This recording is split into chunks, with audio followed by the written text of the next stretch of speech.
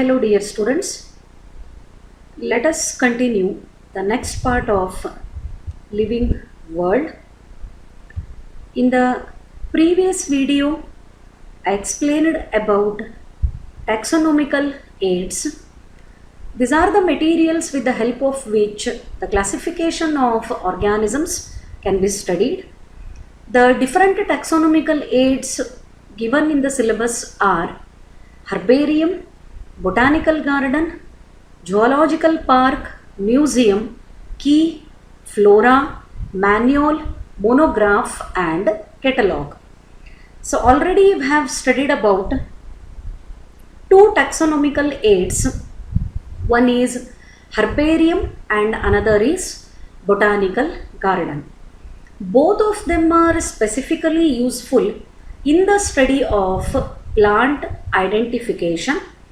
Herbarium represents the collection of dried, pressed and preserved plant material on a sheet, and herbarium sheet contains minimum informations like date of collection, name of the collector, to which family that plant is belonging, then place of collection, English name of that plant, what is the local name of that plant, and very important is biological name. So such a dried, pressed, preserved plant material represents, its collection represents herbarium. Herbaria is the plural term, herbarium is the singular term. Then one more we have studied is botanical garden. In botanical garden, the living plants are available. They can be used for the purpose of study as well as references. And in the botanical garden, every plant is provided with information plate. The name of the plant is given in English as well as in the local language, along with the family to which it is belonging. So these are the two taxonomical aids that I explained in the previous video. So let us move to the next taxonomical aid. It is museum. What is museum? ಈ ವಸ್ತು ಸಂಗ್ರಹಾಲಯ ಅನ್ನೋದಕ್ಕೆ museum ಅಂತ ಕರೀತಾರೆ. But here I am talking about biological museum because we have different types of museum. Iga even in Bagalkot also we have museum. Adu edar bagge information kodtade. If you visit that museum, there you will get, or there you can see the different common works or businesses of the people of Bagalkot district, and what are the different types of rocks which are available in Badami areas, like that some festival and all these general information can be collected. But here I am talking about biological museum. What is the definition of museum as a taxonomical aid? Taxonomical aid reference ಇಟ್ಕೊಂಡ್ರೆ ಮ್ಯೂಸಿಯಮ್ಮನ್ನು ನಾವು ಯಾವ ರೀತಿ define ಮಾಡ್ತೀವಿ ಅಥವಾ ಅದರ definition ಏನು ಹೇಳ್ತದೆ? It is collection of preserved plant and animal specimens for the study and reference. The very important term is preserved plant and animal specimens. That means in the museum you are not going to get any living plant or animal. ಜೀವಂತಿದ್ದಂಥ plant ಆಗಲಿ animal ಆಗಲಿ ನಿಮಗೆ museum ಒಳಗೆ ಸಿಗುವುದಿಲ್ಲ. You are going to get preserved plant and animal specimens. Preserved means the stored, ಯಾವುದು ಹಾಳಾಗದೇ ಇರೋ ರೀತಿ ಸಂಗ್ರಹಿಸಲ್ಪಟ್ಟಿರ್ತದೆ ಅದನ್ನು ಪ್ರಿಸರ್ವೇಷನ್ ಅಂತ ಕರೀತಾರೆ. ಸಂರಕ್ಷಣೆ ಅನ್ನೋದಕ್ಕೆ preservation. How it is preserved that I will explain later. It is collection of preserved plant and animal specimens for the study and reference. Biological museums are generally set up in educational institutes such as schools and colleges. Wherever it is necessary for the study purpose, the biological museums are set up. In universities, you can see the biological museum. Research centers are having the biological museum. All the colleges as well as schools, they are having the museum. Of course, the collection and size of the museum will be varying from one educational sector to another educational sector. So ಏನಿರ್ತದೆ museum ಒಳಗೆ? ನಾನು colleges ಒಳಗೆ museum ಇರ್ತದೆ ಅಂತ ಹೇಳಿದೆ, schools ಒಳಗೆ museum ಇರ್ತದೆ, universities are having the museum ಅಂತ ಹೇಳಿದೆ, ಇವನ್ ರಿಸರ್ಚ್ ಸೆಂಟರ್ ಒಳಗೂ ಮ್ಯೂಸಿಯಂಗಳನ್ನು ಮೇಂಟೈನ್ ಮಾಡಿರ್ತಾರೆ. ದೆನ್ ಈ ಮ್ಯೂಸಿಯಂ ಒಳಗೆ ಏನೇನು ಅವೈಲೇಬಲ್ ಇರ್ತದೆ, how it is helping in the study of taxonomy. ಟ್ಯಾಕ್ಸಾನಮಿನ ಸ್ಟಡಿ ಮಾಡಲಿಕ್ಕೆ ಇದು ಯಾವ ರೀತಿ ಹೆಲ್ಪ್ ಮಾಡ್ಲಿಕ್ಕತ್ತದ, and why it is considered as the taxonomical aid. Because here is the information. A museum contains, first one, specimens preserved in preservative solutions in containers or jars. Specimens preserved in preservative solution. What is this preservative solution? Generally, to preserve the specimen, whether it is plant or it is animal, even in the college laboratory also, we are making use of formaldehyde. Formaldehyde ಅಂತ ಒಂದು chemical, ಅದನ್ನು ನಾವು common preservative ಆಗಿ use ಮಾಡ್ಕೋತೀವಿ. ಆ preservative ಒಳಗೆ ಯಾವುದೇ ಸ್ಪೆಸಿಮನ್ನನ್ನು ಹಾಕಿ ಅದನ್ನು ಸ್ಟೋರ್ ಮಾಡಿದರೆ, for long term we can store the specimen. It prevents decaying. ಆ ಸ್ಪೆಸಿಮನ್ ಕೊಳೆಯದೇ ಇರೋ ಥರ ಆ ಫಾರ್ಮಾಲ್ಡಿಹೈಡ್ ಪ್ರಿವೆಂಟ್ ಮಾಡ್ತದೆ.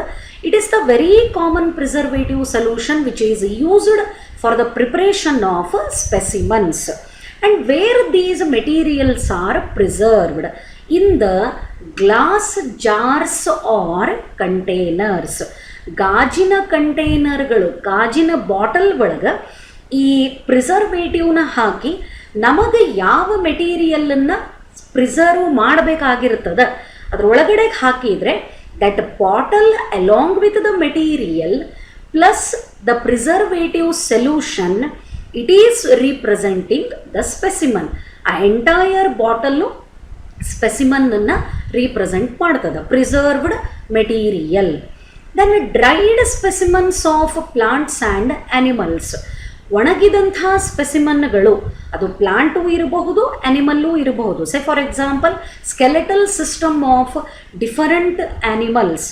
ನೌಎಡೇಸ್ they are prepared with POP, plaster of ಪ್ಯಾರಿಸನ್ನು ಯೂಸ್ ಮಾಡಿಕೊಂಡು ಆ ಇಮೇಜನ್ನು, ಸ್ಕೆಲೆಟಲ್ ಸಿಸ್ಟಮನ್ನು ಕಾಪಿ ಮಾಡ್ತಾರೆ ಎಕ್ಸಾಕ್ಟಾಗಿ. ಅಂಥ ಮೆಟೀರಿಯಲ್ಗಳನ್ನು ಕೂಡ we can make use as a specimen in the museum. Then another interesting part is insects preserved in insect boxes. Variety of insects. ಯಾಕೆ ಇದ್ರ ಬಗ್ಗೆ concentrate ಮಾಡಬೇಕು ಅಂತಂದರೆ, Insecta it is a class belonging to the phylum Arthropoda. Arthropoda, ಈ ಚೇಳು, then cockroach, crab, ಏಡಿ, all these are belonging to the phylum Arthropoda. Arthropoda is the biggest phylum in the animal kingdom. Entire animal kingdom ಒಳಗೆ ಅತಿ ಹೆಚ್ಚಿನ ಪ್ರಾಣಿಗಳು ಯಾವುದರ phylum ಒಳಗವ ಅಂದರೆ it is the Arthropoda. And in that Arthropoda the highest class is insecta. The highest number of organisms on the earth, it is represented by insect groups. And these insects can be preserved in the insect boxes. It is also a part of museum. Stuffed larger animals like birds and mammals. But nowadays the preparation of the stuffed birds and mammals is not only bird and mammal, any other animal is completely stopped by the government. ಅದನ್ನು ಮಾಡಲಿಕ್ಕೆ permission ಇಲ್ಲ. But ಹಳೆಯದು ಮೊದಲು ಯಾವುದೋ ತರಿಸಿದ್ದನ್ನು ಕೆಲವೊಂದು ಕಡೆಗೆ available ಇರ್ತಾವೆ. Stuffed ಅಂತಂದರೆ ಸೇ ಫಾರ್ ಎಕ್ಸಾಂಪಲ್ ಒಂದು ಆ್ಯನಿಮಲ್ಲು ಒಂದು ಬರ್ಡು ಸತ್ತದ್ದು ನಮಗೆ ಸಿಕ್ತು ಅಂತಂದರೆ ಅದರೊಳಗಿರೋ ಎಲ್ಲ ಕಂಟೆಂಟನ್ನು ಮೀನ್ಸ್ ಅದರೊಳಗಿರೋ ಮಸಲನ್ನು ಅದರೊಳಗಿರೋ ಲಿವಿಂಗ್ ಮಾಸ್ ಏನಿರ್ತದೆ that is completely removed into that the stuffing is done. ಅದರೊಳಗೆ ಸ್ಟಫಿಂಗ್ ಹಾಕ್ತಾರೆ. ಈ ಸಾ ಮಿಲ್ನಿಂದ ಬರೋವಂಥ ಪೌಡರನ್ನು ಕಟ್ಟಿಗೆ ಹೊಟ್ಟು ಅಂತ ಏನು ಕರಿತೀವಿ ಅದನ್ನು ಫಿಲ್ ಮಾಡಿ without damaging the external appearance of animal or bird, ಅಂದರೆ ಅದರದ್ದು ದೇಹದ ರಚನೆನ ಯಾವುದೇ ರೀತಿ ಹಾಳು ಆಗದೇ ಇರೋ ಥರ ನೀಟಾಗಿ ಮೇಂಟೈನ್ ಮಾಡಿ ಅದನ್ನು ಅಗೇನ್ ಸ್ಟಿಚ್ ಮಾಡ್ತಾರೆ. ಇಂಥವಕ್ಕೆ ಸ್ಟಫ್ಡ್ ಮೆಟೀರಿಯಲ್ಸ್ ಅಥವಾ ಸ್ಟಫ್ಡ್ ಸ್ಪೆಸಿಮನ್ಸ್ ಅಂತ ಕರೀತಾರೆ. Then collection of animal skeletons. The animal skeletal systems are also displayed in the museum. So these are the things that we can see in the museum, and these materials can be used for study and reference. With respect to all these, ಒಂದು museum ಒಳಗೆ ಏನೇನು ಇರ್ತಾವು ಅಂತ ಹೇಳಿದೆ, ಅದಕ್ಕೆ related I would like to show some images. So here you can see this is the skeletal system of animals. ಇದು naturally at the time of excavation, ಅಂದರೆ ಭೂಮಿನ ಅಗಿತಿರಬೇಕಾದ್ರೆ ಸಿಕ್ಕಂಥವುಗಳನ್ನು ಪ್ರಿಸರ್ವ್ ಮಾಡಬಹುದು, ಅಥವಾ artificially they can be created using POP. Then yes, this is the insect box, preserved insect box. In one box you can see number of variety of the insects. ಎಷ್ಟು ಬೇರೆ ಬೇರೆ ಥರದ ಇನ್ಸೆಕ್ಟ್ಗಳನ್ನು ಇದರೊಳಗೆ ನೋಡಬಹುದು. And this is part of museum. Then stuffed animals ಅಂತ ಹೇಳಿದೆ. See here you can see the different birds and all these materials are stuffed. ಇಲ್ಲಿರೋವಂಥವು ಎಲ್ಲವೂ ಸ್ಟಫ್ಡ್ ಬರ್ಡ್ಸ್ ಅವ. Then yes, this is the photograph showing the small museum. School college ಒಳಗಿರೋ ಅಂಥ ಒಂದು ಮ್ಯೂಸಿಯಂ ಹೆಂಗೆ ಕಾಣ್ತದೆ ಅನ್ಲಿಕ್ಕೆ this is the simple photograph that I have selected. So all these are the materials which are available in the museum, with the help of which the taxonomy can be studied. Then moving to one more interesting taxonomical aid, it is zoological park, ಪ್ರಾಣಿ ಸಂಗ್ರಹಾಲಯ, ಅಥವಾ common ಆಗಿ zoo ಅಂತ ಕರೀತಾರೆ. Zoological park is quite big name. ಇದನ್ನು ಯಾರೂ common ಆಗಿ ಬಳಸಲ್ಲ. ಇದನ್ನು ಕಾಮನ್ ಆಗಿ ಕರೆಯುವಂಥ ಹೆಸರು ಅಂತಂದರೆ ಝೂ ಅಂತ ಕಾಮನ್ ಆಗಿ ಕರೀತದೆ. The meaning of zoological parks is ಪ್ರಾಣಿ ಸಂಗ್ರಹಾಲಯ. And moving to the definition, these are the places where wild animals are kept in protected environment under human care. Simple and very clear definition. What is zoological park athava what are zoological parks? These are the places where wild animals are kept in protected environment under human care. ಅಂದರೆ ಮನುಷ್ಯನ control ಒಳಗೆ, observation ಒಳಗೆ ಕಾಡು ಪ್ರಾಣಿಗಳನ್ನು ಅವಕ್ಕೆ ಬೇಕಾದಂಥ ವಾತಾವರಣ ಸೃಷ್ಟಿ ಮಾಡಿ ಒಂದು ಕಡೆಗೆ ಸಂರಕ್ಷಣೆ ಮಾಡಿದರೆ that represents zoological park. Wild animals, ಕಾಡು ಪ್ರಾಣಿಗಳನ್ನು, ಕ್ರೂರ ಮೃಗಗಳನ್ನು, not only wild animals, all the types of rare animals, birds can also be protected in the zoological parks. Zoological parks not only help in the taxonomy study, but also they are helping to protect the animals, especially rare and endangered species. ಅಂದರೆ ಯಾವ ಪ್ರಾಣಿ ನಶಿಸಿ ಹೋಗುವಂಥ ಒಂದು ಪರಿಸ್ಥಿತಿ ಒಳಗಿರ್ತದೆ, ಅದರದ್ದು ಸಂತತಿ ಕಡಿಮೆ ಆಗಿರ್ತದೆ, whose population is reduced to large extent, those animals can be maintained in the zoological parks. ಅಲ್ಲೇ ಆ ಪ್ರಾಣಿಗಳಿಗೆ ಬೇಕಾದಂಥ ಎನ್ವೈರ್ಮೆಂಟನ್ನು ಸೃಷ್ಟಿ ಮಾಡ್ತಾನೆ ಮನುಷ್ಯ, ಅದಕ್ಕೆ ಬೇಕಾದಂತಹ ಫುಡ್ಡನ್ನು ಕೊಡ್ತಾನೆ, even they are medically observed, continuous medical observation, ಆ ಪ್ರಾಣಿಗಳಿಗೆ ಯಾವುದೇ ಡಿಸೀಸ್ ಬರದೇ ಇರೋ ಥರ ಮೇಲಿಂದ ಮೇಲೆ ಅಲ್ಲಿ ಮೆಡಿಕಲ್ ಚೆಕಪ್ಗಳನ್ನು ಕೂಡ ಮಾಡಿಸ್ತಾರೆ. It is not only providing the entertainment. Actually zoological parks ಮಕ್ಕಳಿಗೆ, ಕಿಡ್ಸನ್ನು ಕನ್ಸಿಡರ್ ಮಾಡಿದರೆ, not only for the kids, generally for the humans they are the places of the entertainment. ಒಂಥರ ಏನೋ ಹ್ಯಾಪಿನೆಸ್ ಕೊಡೋವಂಥ ಜಾಗಗಳು. ಯಾಕಂದರೆ ನೋಡದೇ ಇರೋವಂಥ ಪ್ರಾಣಿಗಳನ್ನು, ಪಕ್ಷಿಗಳನ್ನು ಬಹಳಷ್ಟು ಹತ್ತಿರದಿಂದ ನೋಡಬಹುದು. ಆ್ಯಂಡ್ ಇಂಡೈರೆಕ್ಟ್ಲಿ ಮಕ್ಕಳಿಗೆ along with the entertainment these areas are providing the knowledge. ಆ ಮಕ್ಕಳಿಗೆ ಪ್ರಾಣಿಗಳನ್ನು ತೋರಿಸಿದ್ರೆ of course they will be happy, ಖುಷಿ ಆಗ್ತದೆ. ಬಟ್ ಗೊತ್ತಿರಲಾರ್ದೇ ಎಂಟರ್ಟೈನ್ಮೆಂಟ್ ಇದ್ರ ಜೊತೆಗೆ ಮಕ್ಕಳಿಗೆ ಆ ಪ್ರಾಣಿಗಳ ಬಗ್ಗೆ ನಾಲೆಜ್ನೂ ಬರಲಿಕ್ಕೆ ಸ್ಟಾರ್ಟ್ ಆಗ್ತದೆ. And very important thing, the same I am repeating, the zoological parks are helping in maintaining the rare species. The one example I can take here, Bannerghatta national park, Bengaluru ಹತ್ರ ಇರೋದು. ಅಲ್ಲೇ ಹುಲಿಗಳಿಗಂತಾನೇ ಸ್ಪೆಷಲ್ ಕೇರನ್ನು ತಗೋತಾರೆ, ಸ್ಪೆಷಲಿ ಇಂಡಿಯನ್ ಟೈಗರ್. ನಮ್ಮ ದೇಶದ ಹುಲಿಗಳ ಸಂಖ್ಯೆ ಒಂದು middle ಇದರೊಳಗೆ ಭಾಳ ಕಡಿಮೆ ಆಗಿತ್ತು. ಅದನ್ನು ಜಾಸ್ತಿ ಮಾಡೋ ಸಂಬಂಧ ಹೆಚ್ಚಿನ ಪ್ರೊಟೆಕ್ಷನನ್ನು ಹುಲಿಗಳಿಗೆ ಅಲ್ಲಿ ಕೊಡ್ತಾರೆ ಬನ್ನೇರುಘಟ್ಟ ನ್ಯಾಷನಲ್ ಪಾರ್ಕ್ ಒಳಗೆ. ಲೈಕ್ ದಾಟ್ ಇಂಡಿಯನ್ ರೈನೋಸಿರಾಸ್, ಖಡ್ಗಮೃಗ ಅಂತ ಹೇಳ್ತೀವಿ, ಸಿಂಗಲ್ ಹಾರ್ನ್ಡ್, ಅದರ ಮೂತಿ ಮೇಲೆ ಒಂದೇ ಒಂದು ದೊಡ್ಡ ಕೊಂಬಿರ್ತದೆ, ಅದನ್ನೂ ಕೂಡ ಪ್ರೊಟೆಕ್ಟ್ ಮಾಡ್ತಾರೆ, ಅದರದ್ದು ಸಂತತಿ ಬೆಳೀಲಿಕ್ಕೆ ಹೆಲ್ಪ್ ಮಾಡ್ತಾರೆ. ಬಿಕಾಸ್ ರೇರ್ ಆ್ಯನಿಮಲ್ಗಳು, if the protection is not given, one day they will become extinct. ಇವತ್ತಿನ ಸ್ಥಿತಿ ಒಳಗೆ ಅವಕ್ಕೆ ನಾವು ಸಂರಕ್ಷಣೆ ಮಾಡಲಿಲ್ಲ ಅಂತಂದರೆ in future they will be extincted. Extinction ಅಂತಂದ್ರೆ ನಶಿಸಿ ಹೋಗಿದ್ದು, which is not at all present on the earth. ಯಾವುದು ಭೂಮಿ ಮೇಲೆ ಯಾವುದೇ ಭಾಗದೊಳಗೆ ಇಲ್ಲ ಅದನ್ನು ಎಕ್ಸ್ಟಿಂಕ್ಟ್ ಅಂತ ಕರೀತಾರೆ. ಈ ಆ್ಯನಿಮಲ್ ಎಕ್ಸ್ಟಿಂಕ್ಷನನ್ನು ನಾವು ಪ್ರಿವೆಂಟ್ ಮಾಡಬೇಕು ಅಂದರೆ the protection is needed, conservation is needed, and that is also helped by the zoological parks. What is available in the zoological park? As far as possible, all animals in zoo are provided the conditions similar to their natural habitats. Zoos enable us to learn about animals' food habits and behavior.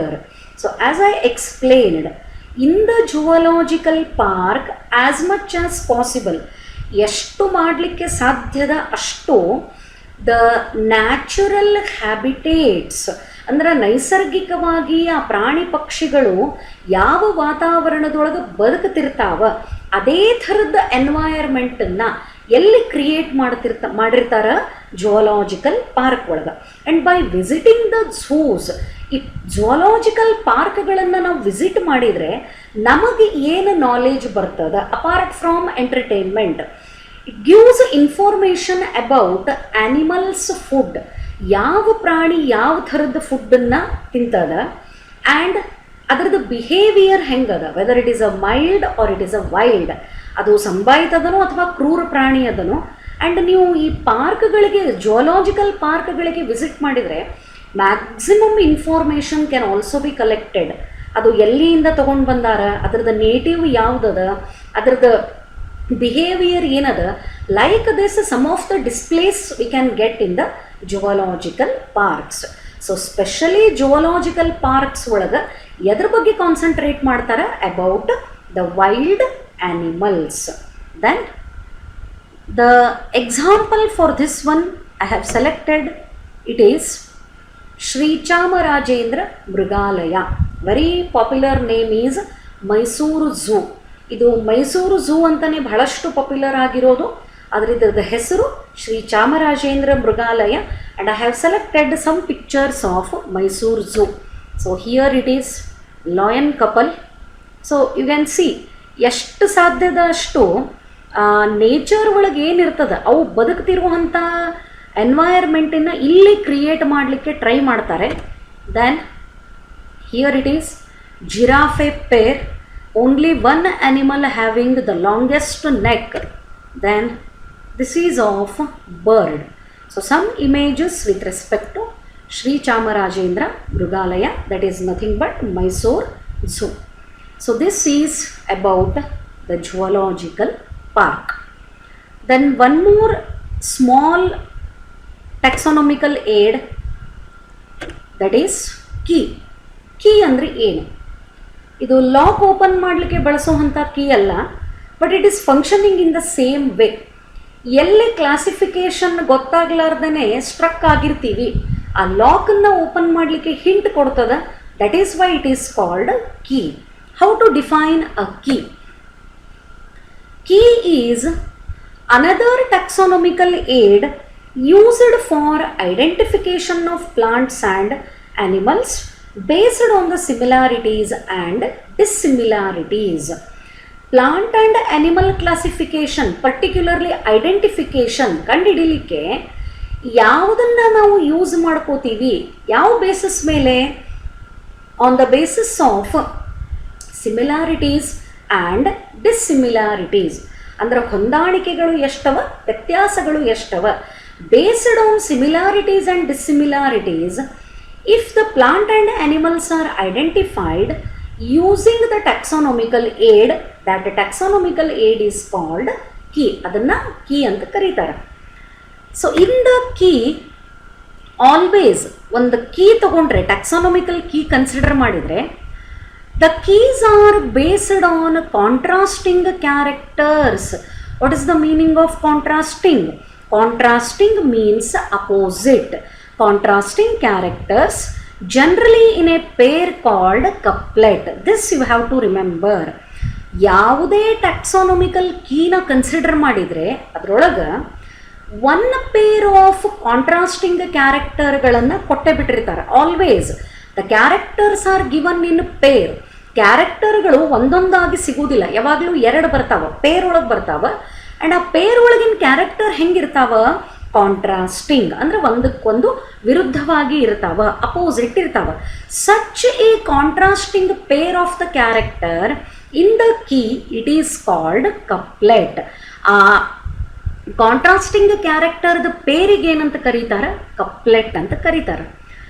Each statement in the key is called a lead. ಕೀನ use ಮಾಡಿಕೊಂಡು identification ಮಾಡ್ತಿರ್ಬೇಕಾದ್ರೆ ನಮಗೆ ಯಾವ statement, ಪ್ರತಿಯೊಂದು ಸ್ಟೇಟ್ಮೆಂಟಲ್ಲಿ ಏನಿರ್ತದ ಅದನ್ನೇನಂತ ಕರೀತಾರೆ? Lead ಅಂತ ಕರೀತಾರೆ. Lead means hint. ಓ ನಾ ಏನು ಐಡೆಂಟಿಫೈ ಮಾಡ್ಲಿಕ್ಕತ್ತೀನಿ, ಅದಕ್ಕೆ ನನಗೆ ಆನ್ಸರ್ಸ್ ಸಿಗ್ಲಿಕ್ಕತ್ರೆ ನನಗೇನು ಸಿಗ್ಲಿಕ್ಕತ್ತದಂತ ಅರ್ಥ? Yes, I got the lead. So each statement in the key is called lead, and keys are based on contrasting characters, generally in a pair called couplet. This is the information with respect to key, and I would like to show one image to explain how keys are helping in the identification of plants and animal. So here is the image of a key. ಇದು ಒಂದು ಕೀದ image. So what is there? First one, vertebrate. Imagine ನಿಮಗೊಂದು ವರ್ಟೆಬ್ರೇಟನ್ನು ಕೊಟ್ಟಿವಿ ನಾವು, identification ಮಾಡ್ರಿ ಅಂತ ಹೇಳಿ. Vertebrate means definitely it is an animal. ಯಾಕಂದ್ರೆ ಪ್ಲಾಂಟ್ಸನ್ನು ವರ್ಟೆಬ್ರೇಟ್ಸ್ ಅಂತ ಕರೆಯುವುದೇ ಇಲ್ಲ. ನಿಮಗೆ ಲ್ಯಾಬ್ ಒಳಗೆ ನಾವು ಒಂದು ಕೈ ಒಳಗೆ ವರ್ಟೆಬ್ರೇಟನ್ನು ಕೊಟ್ಟಿವಿ, ಇದು ಯಾವುದು ಅಂತ ಐಡೆಂಟಿಫೈ ಮಾಡ್ರಿ ಅಂತ ಹೇಳಿವಿ. ನಾನಿಲ್ಲಿ ಕ್ಲಾಸಿಫಿಕೇಶನ್ ಅಂತ ಟರ್ಮ್ ಬಳಸಲಿಲ್ಲ, because keys are used only for the purpose of identification. So ಏನದ ಕ್ವಶನ್ ಬರ್ತದ first, does it have fur? ನಿಮ್ಮ ಕೈ ಒಳಗೆ ವರ್ಟೆಬ್ರೇಟ್ ಕೊಟ್ಟಿವಿ ಅಥವಾ ನಿಮ್ಮ ಮುಂದೆ ಇಟ್ಟಿವಿ. ಡಸ್ ಇಟ್ ಹ್ಯಾವ್ ಫರ್ ಅಂದರೆ ಅದರ ಮೈ ಮೇಲೆ ತುಪ್ಪಳು, ಹೇರ್ಸ್ ಅವನೋ ಇಲ್ಲೋ. See here you can see the two options are given. One is yes and another is no. ಅಂದರೆ ಎಂಥ ಕ್ಯಾರೆಕ್ಟರ್ ಅದು? ಇವು contrasting character. I can say this as couplet. If the answer is yes, ನೀವು ಕೊಟ್ಟಂಥ ಪ್ರಶ್ನೆಗೆ answer yes ಅಂತ ಬಂದರೆ, there we will get a lead and the answer is mammal. ನೋಡ್ರಿ, ಡಸ್ ಇಟ್ ಹ್ಯಾವ್ ಫರ್? ಕೊಟ್ಟಂಥ ವರ್ಟೆಬ್ರೇಟಿಗೆ ಮೈ ಮೇಲೆ ತುಪ್ಪಳು ಇದೆಯೋ ಇಲ್ಲವೋ ಅನ್ನೋದು ಪ್ರಶ್ನೆ. ಎಸ್ ಆರ್ ನೋ ಅನ್ನೋದು ಕಪ್ಲೆಟು. ಎಸ್ ಅಂತ ಕನ್ಸಿಡರ್ ಮಾಡಿ ಮುಂದೆ ಹೋದರೆ ನಮಗೊಂದು ಲೀಡ್ ಸಿಗುತ್ತದೆ. What is that lead? It is mammal. ಯಾಕೆ? ಮೈ ಮೇಲೆ ಫರ್ ಅವ ಅಂತ ಹೇಳಿಕತ್ತೀವಿ. ಸೊ ವರ್ಟೆಬ್ರೇಟ್ಸ್ ಒಳಗೆ ಫರ್ ಅದ ಅಂತಂದ್ರೆ ಅದು ಯಾವ ಗ್ರೂಪ್ ಒಳಗೆ ಬರ್ತದ? ಮ್ಯಾಮಲ್. ಆ್ಯಂಡ್ ಮ್ಯಾಮಲ್ ಅಂತ ಏನು ಕನ್ಫರ್ಮೇಷನ್ ಬರ್ತದಲ್ಲ, ದಟ್ ಈಸ್ ಕಾಲ್ಡ್ ಲೀಡ್. ಅಂದ್ರೆ ಮುಂದೆ ನಾವು ಯಾವ ಗ್ರೂಪ್ ಒಳಗೆ ಅದನ್ನು ಹುಡ್ಕಾಡಬೇಕು? ಮ್ಯಾಮಲ್ಸ್ ಒಳಗೆ ಸರ್ಚ್ ಮಾಡಬೇಕು. By chance if the answer is no, ಕೊಟ್ಟಂಥ ವರ್ಟೆಬ್ರೇಟಿಗೆ ಬಾಡಿ ಮೇಲೆ ಫರ್ ಇಲ್ಲ ಅಂತ ಇಟ್ಕೊಳ್ಳೋಣ. ನೋ ಅಂತ ಆನ್ಸರ್ ಆದರೆ again there is question, does it have feathers? ಅದ್ರ ಮೇಲೆ ರೆಕ್ಕೆಗಳು ಇವೆಯಾ? ಫೆದರ್ಸ್ ಅವನೋ ಇಲ್ಲೋ? Again there is contrasting pair, yes or no. If the answer is yes, we will get the lead. The given vertebrate is a bird. ಮೈ ಮೇಲೆ ತುಪ್ಪಳಿಲ್ಲ but feathers ಅವ ಅಂತಂದ್ರೆ ನಮಗೆ ಲೀಡ್ ಏನು ಸಿಗ್ತದ? ಬರ್ಡ್ ಅಂತ ಸಿಗ್ತದ. ನಾವು ನೆಕ್ಸ್ಟ್ ಐಡೆಂಟಿಫಿಕೇಶನ್ ಅಥವಾ ಕ್ಲಾಸಿಫಿಕೇಶನನ್ನು ಯಾವುದ್ರೊಳಗೆ ಸರ್ಚ್ ಮಾಡಬೇಕು? We have to identify in the group of birds. If the answer is no, ಫರೂ ಇಲ್ಲ ಫೆದರ್ಸೂ ಇಲ್ಲ, ಎರಡೂ ಇಲ್ಲ ಅಂದರೆ ನೆಕ್ಸ್ಟ್ ಪ್ರಶ್ನೆ ಏನು ಬರ್ತದ? Whether the skin is dry or the skin is moist. ನೋಡ್ರಿ, here also we have contrasting character. Dry skin ಅಂದರೆ ಒಣ ಚರ್ಮ, ಮಾಯಿಸ್ಟ್ ಸ್ಕಿನ್ ಅಂದರೆ ತೇವಾಂಶ ಇರೋವಂಥ ಚರ್ಮ. If the answer is dry skin, ಮೈ ಮೇಲೆ ಫೆದರ್ಸ್ ಇಲ್ಲ, ಚರ್ಮ ಡ್ರೈ ಅದ ಅನ್ನೋದಾದರೆ we will get the lead as reptile. ಸರೀಸೃಪಗಳು, ರೆಪ್ಟೀಲಿಯನ್ ಸ್ಕಿನ್ ಈಸ್ ಡ್ರೈ, ಅದ್ರ ಮೇಲೆ ಗ್ಲ್ಯಾಂಡ್ಸ್ ಇರುವುದಿಲ್ಲ, ಒಣ ಚರ್ಮ ಇರ್ತದೆ. ಸೊ ನೆಕ್ಸ್ಟ್ ನಮಗೆ ಸಿಕ್ಕಂಥ ಲೀಡ್ ಯಾವುದದ ಇಲ್ಲೇ? It is reptile. ಈ ಡ್ರೈ ಸ್ಕಿನ್ ಬದಲಿ ಮಾಯಿಸ್ಟ್ ಸ್ಕಿನ್ ಅದ ಅಂತ ಸಿಕ್ಕರೆ, if the answer is moist skin, it don't have fur, it don't have feathers, it don't have dry skin, it is having the moist skin.